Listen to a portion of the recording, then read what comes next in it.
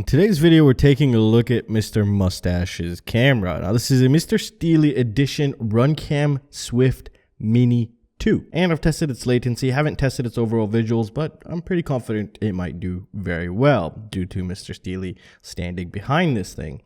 Now, let's take a look at some of the accessories and we'll quickly jump into the latency testing, where it actually fell a bit short of my expectation and possibly other people's expectations as well. So some of the things you get is the camera itself here. As you can tell, it's pretty massive. It's a mini-sized camera here, and you can control the on-screen display of this through a UART. You also have battery voltage meter, and it takes 5 to 36 volts as input, but always recommended to put these on 5 volts always. As you can tell, the lens size is slightly large. This is to Mr. Steele's specifications here. I haven't personally tested it yet, but I will be in the upcoming days. They also do provide you with an adapter to change it to the HS1177 type size here. So it is a mini, and you could bump it up one level if you wanted to. We also have the connector for the on-screen display if you wanted to use the remote. And we also have 2 more connectors. One connector here takes advantage of every single pin out here, and the other one just takes advantage of the video and power, as you can tell right there. Now, it's really nice to give you all of these in the packaging, and you also get a baggie that's full of screws.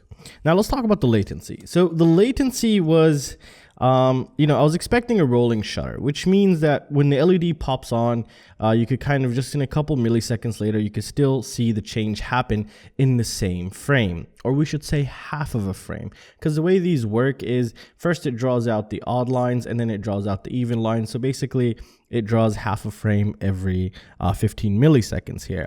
Because let's just say you're in one half a frame right now and something happened, nothing will register until the next half frame. And that could be anywhere between 1 to 15 milliseconds.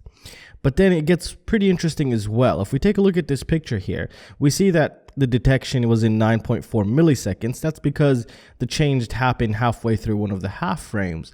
So the theoretical latency of this is kind of straightforward in a way. It's anywhere between 1 to 15 milliseconds. So it depends on where the change happened during the frame, and that's when you'll actually get to see. You get to see it in the second half frame, and then you need another half frame to fill up that image. So yeah, it could take anywhere between 1 to 30 milliseconds. Now, in terms of latency, it's definitely not the best one in the market. Now, in terms of visuals, aspect ratio, and the overall field of view, that's a whole different ball game. But right now, we're just discussing the latency, and it does fall somewhat short compared to everything else in the market. But I guess this is what he likes, and yeah, that's really it, guys. Everything's linked down below, and I'll see you guys in the next one. Peace.